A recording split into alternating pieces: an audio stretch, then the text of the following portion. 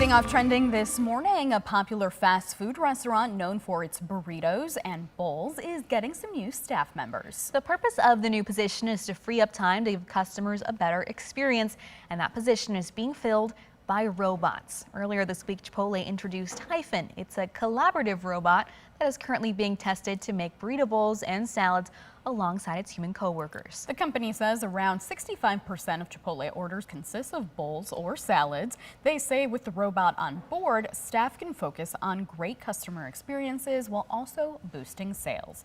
Hyphen will work on online orders only. I like that it only does the salads and bowls, and because that's an acknowledgement of how hard it is to wrap a burrito. If you guys ever watch them do it, it is incredibly difficult. You know how they have to double up the tortillas sometimes. She's doing it right now. Yeah, it's That complicated. is a skill. Yeah, it is truly a skill.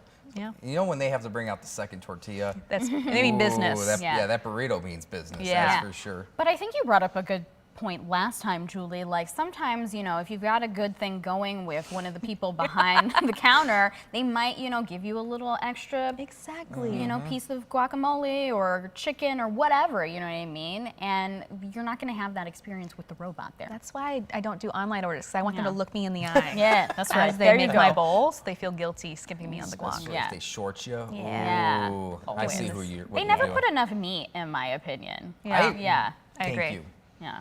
All right. Anyway. That's Chipotle talk. Sheriff's deputies in Washington state got a call about an animal in distress that turned into a bigger deal than they were expecting. Yeah, check this out. The animal turned out to be an elk whose antlers were stuck in a tree swing. Deputies were able to cut the elk free using a rake, big shears, and a little patience. Once it was freed, the elk appeared to buck, charge at an officer, and then here's our punny part of the story, then vamoose into the woods. How do you feel about that pun? I'll give it a 6 out of 10. Okay, yeah, great. it was okay. Yeah. But, you know, dangerous situation. Obviously, these animals, they don't know what's going on. They're just trying to, you know, make sure they're all right. You see this a lot with white-tailed deer, any deer, any type of animal that has antlers like that.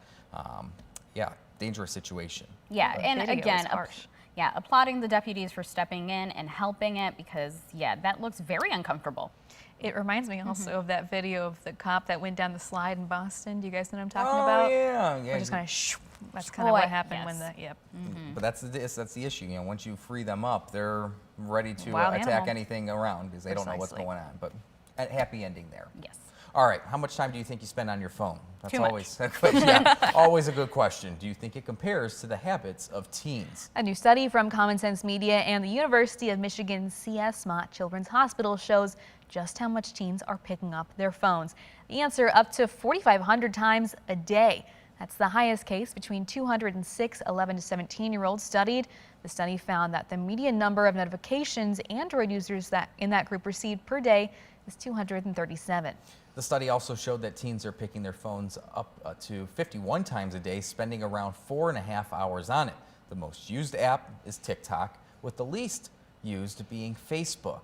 Do you guys think you're using your phones just as much as today's teens? I honestly don't want to know. I don't want to be studied. I would prefer peace. I think it was interesting that it doesn't surprise me that TikTok is the most popular app these days, but Facebook is the least used. I would have said Twitter, now X. Right. I think it depends on the age group because, you know, depending on your generation, you have a favorite app. Like for me, it's Instagram. So I'm on my Instagram app more than Facebook, X, or I don't even have TikTok. Yeah. Honestly, don't, because it's a problem. Okay. Like once you get in, you can't get out. It sucks you in. I don't use Facebook very often. That would be my least used apps because I just don't and you're understand. Gen Z, so like that makes sense. Yeah, I use my phone too much, but I'm always looking at weather, sports, things that I need to use the internet for. Sure. But I would say, come on, which social media do you go to the most? Twitter. Yeah. Okay. X.